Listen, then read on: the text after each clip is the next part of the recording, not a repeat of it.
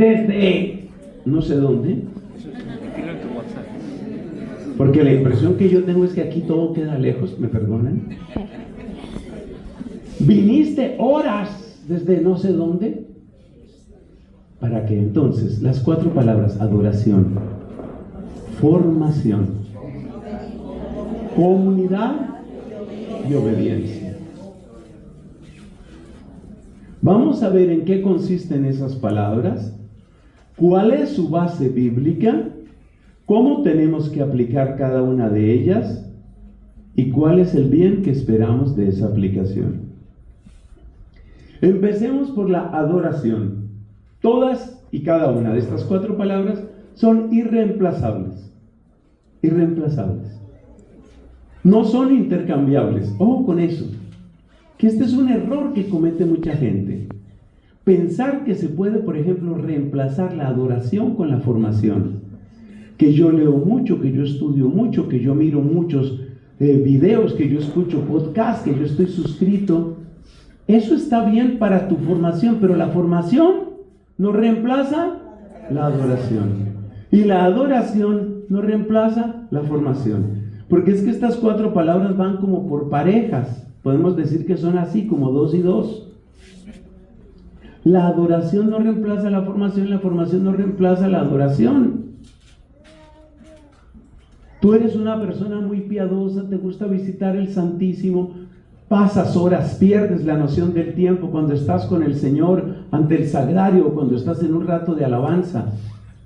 Me alegra saberlo, pero eso no reemplaza la necesidad de formación. Me alegra, veo la gente sintonizada. Esto es una bendición muy grande estar aquí. Y lo mismo con las otras 2, comunidad y obediencia. Tener sentido de comunidad sin tener sentido de obediencia es pertenecer a una élite. Muchas de estas ideas tienen que ver con la enseñanza del Papa Francisco. Y él sí que le tenía alergia a las élites. Eso de que nosotros nos sintamos así como nosotros somos aquí los elegidos o somos los mejores, olvídate.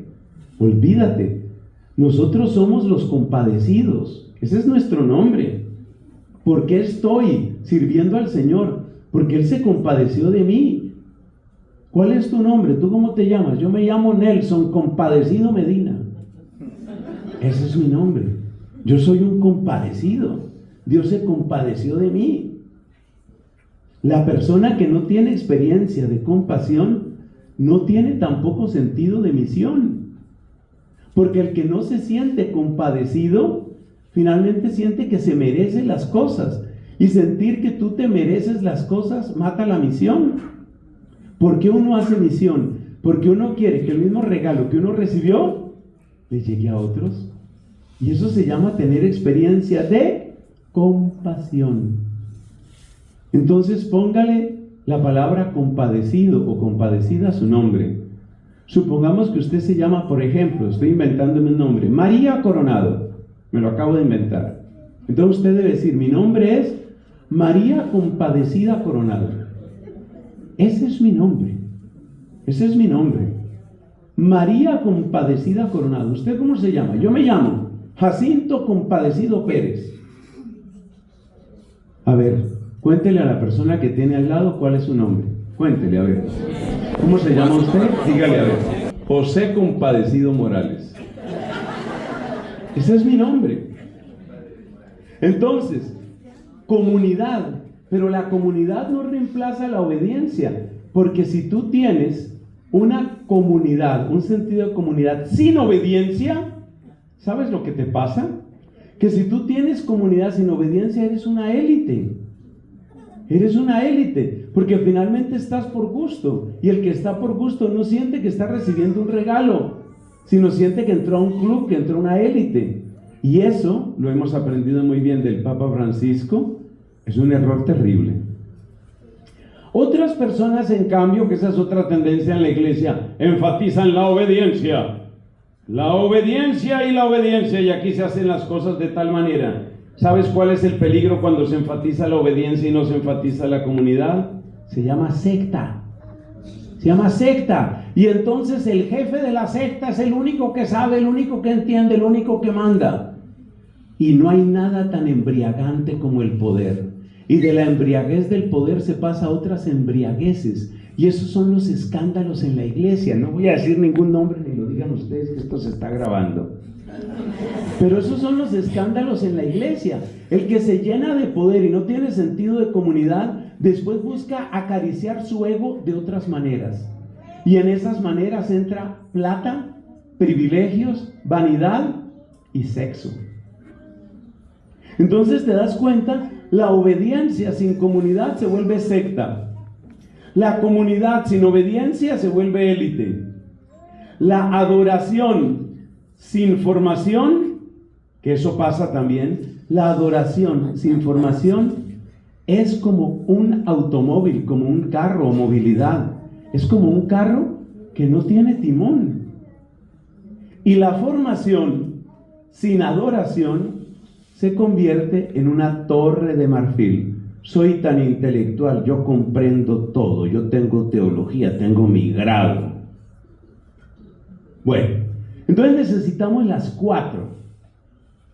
Adoración con formación, comunidad con obediencia. Ahora lo decimos al revés: obediencia con comunidad, formación con adoración. Esas 4 necesitamos. Pero fíjate que las hemos dicho en un orden especial. Hemos empezado por la palabra adoración. ¿Por qué es tan importante la adoración? Porque la adoración es aquel acto por el que tú te rindes ante Jesús, por el que tú le entregas a Jesús. La adoración tiene muchas expresiones, muchas de las cuales se han vivido y se siguen viviendo, gloria a Dios, en la renovación carismática. La forma más típica de adoración en la renovación carismática es la alabanza. La alabanza. Alabanza que te transporta, alabanza que te embriaga. Y tú sabes que la Biblia dice que uno tiene que embriagarse. La Biblia dice: embriáguense, embriáguense, emborráchense, se lo digo más claro. La Biblia dice: emborráchense. Y entonces me miran así con escándalo y dicen: Dios mío, ¿a quién vino a invitar este padre José Luis Morales? Nos está diciendo que nos emborrachemos. No lo digo yo, lo dice San Pablo. ¿Cómo es la frase completa? A ver quién se la sabe. Embriáguense del Espíritu Santo. Y esa embriaguez del Espíritu es la que muchas veces nos lleva a cosas que otras personas no entienden. La gente danza, le cruje la cadera, pero danza. La gente ora en lenguas, la gente tiene descanso en el Espíritu, la gente llora de gozo. Eso es bello, eso es bello. Y yo quisiera que todo bautizado viviera algunas de estas experiencias y ojalá todas. Sentirte tan amado que sientes que algo te desborda, Es bello. Sentir tan amado que tú empiezas a alabar al Señor y lo bendices y lo adoras y le cantas y de repente una lengua nueva aparece en tu boca. Eso es lindísimo. Eso es lindísimo. Y así, con las demás experiencias de embriaguez, hay que emborracharse. Emborráchense. Sepan y entiendan, hermanos. Salgan y emborráchense. Y mañana, gran borrachera. ¿Pero de qué? ¿De qué? ¿De qué? ¿De qué? Si ustedes no dicen fuerte, esto no queda grabado. Mire dónde está el micrófono. ¿Emborráchense de qué? ¡Del Espíritu Santo! Eso ya está mejor. Entonces, esa es la adoración. Pero hay un problema, o mejor dicho, hay 2 problemas con la adoración típica de la renovación carismática. Eso tenemos que corregirlo. Primero, que hay personas que hacen mucha adoración cuando están en el grupo, cuando están en el congreso, cuando están en la multitud. Pero ¿y la adoración tuya? Esa que Cristo mandó y que no se puede omitir. ¿Cuál fue la que Cristo mandó? Cuando vayas a orar, enciérrate en tu habitación. Háblale a tu Padre que está en lo secreto o en lo escondido, y tu Padre que ve en lo secreto o en lo escondido te recompensará. ¿Qué es lo que estamos perdiendo y qué es lo que tenemos que recuperar en primer lugar? La adoración personal. No me estoy inventando nada. Usted mire, por ejemplo, lo que nos dice el apóstol San Pablo en 1 Corintios capítulos 12 y 14 cuando habla de los carismas. Fíjate lo que dice con respecto a las lenguas. Dice él, yo oro en lenguas. Y dice, yo oro en lenguas más que cualquiera. Pero oro en lenguas en mi oración personal. Y dice, en la asamblea prefiero decir una o dos palabras que sean útiles a la asamblea. Entonces, la renovación carismática ha tenido un cierto desorden, que no es grave por un lado, pero sí es grave por otro. A mí no me parece nada grave, y al contrario me parece lindísimo que en una asamblea se reparta don de lenguas y la gente cante y dance y goce y llore. Me encanta. Eso me parece lindísimo. Pero ¿cuál es el peligro? Lo malo no es eso. Eso es bueno. Pero lo malo ¿qué es? Que luego en tu casa, ¿dónde está la adoración? ¿Dónde está la adoración? Y el segundo problema que tenemos con la adoración en la renovación carismática es que algunas personas dependen demasiado del ambiente y de la música para adorar. Y resulta que ha habido grandes adoradores. Santa Teresa de Jesús era una gran adoradora. Santa Catalina de Siena, gran adoradora. San Juan de la Cruz, gran adorador. San Francisco de Asís, gran adorador. En realidad todos los santos han sido grandes adoradores porque han sido grandes enamorados. Grandes enamorados.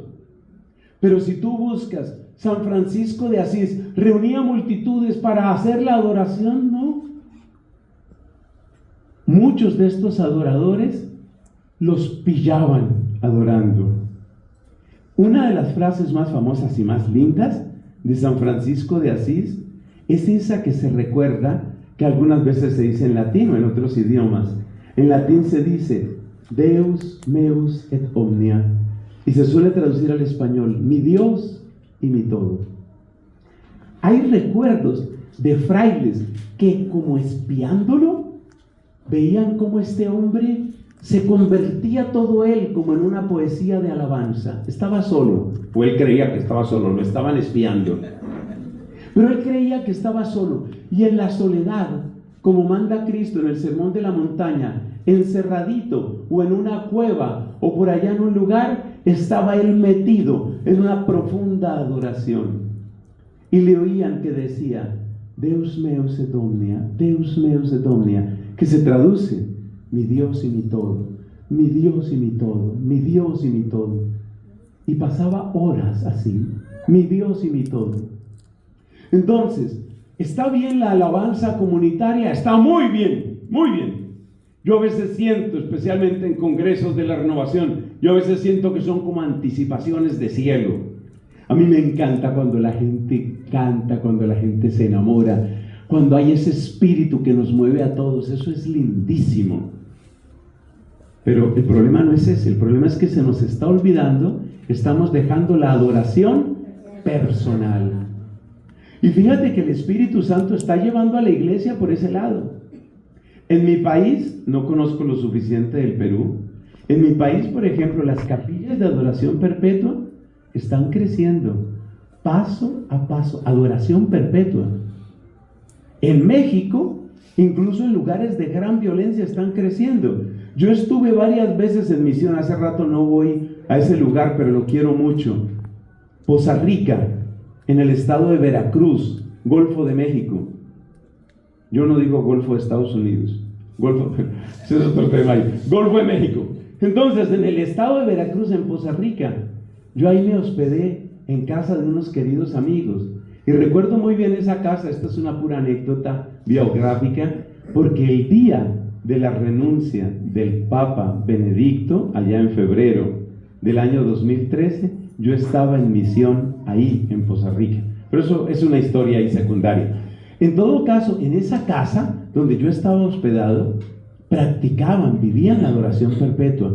Y me impactó muchísimo escuchar a la señora dueña de casa que tenía un horario terrible para su turno de adoración. Yo no sé si eran las 2, las 3, las 4 de la mañana, un horario que no era fácil. Y uno dice, pero esta señora, ¿cómo hace eso? Pues eso hacía. tenía ahí la capilla de adoración relativamente cerca. El Espíritu Santo está llevando a la iglesia hacia la adoración. Yo lo he visto en México, en Estados Unidos. Me llevaron a un santuario que lo dirigen unos frailes, me parece que son o franciscanos o capuchinos, y tienen adoración eucarística perpetua. Cuando me llevaron ahí, acabábamos de terminar un congreso. Acuérdese que yo no soy tan joven como este padre, entonces yo ya me canso mucho. Yo ya tengo, hay que reconocer, yo tengo horario de viejito. Uno tiene que admitir las cosas. Entonces yo acabé rendido, ¿cierto? Porque ya uno se va cansando con la edad. Yo acabé rendido, pero me dijeron, mire, es importante, conozca ese lugar.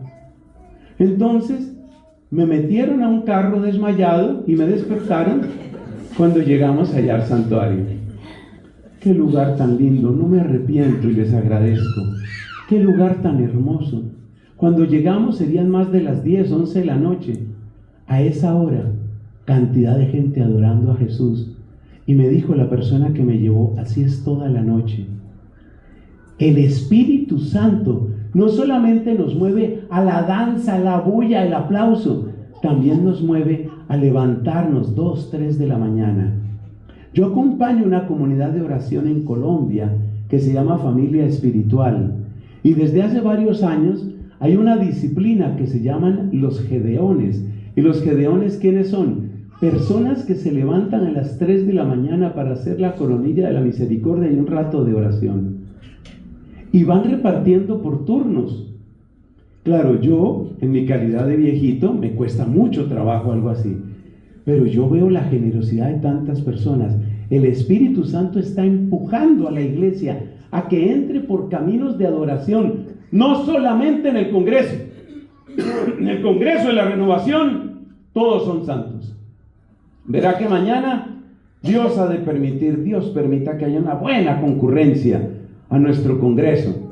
Y usted verá que llega gente. Y cuando uno los ve alabando, bendiciendo, cantando, adorando, si a mí en ese momento me preguntan, ¿a quiénes canoniza? Yo digo, todos, canonícenlos todos. Canonícenlos a todos.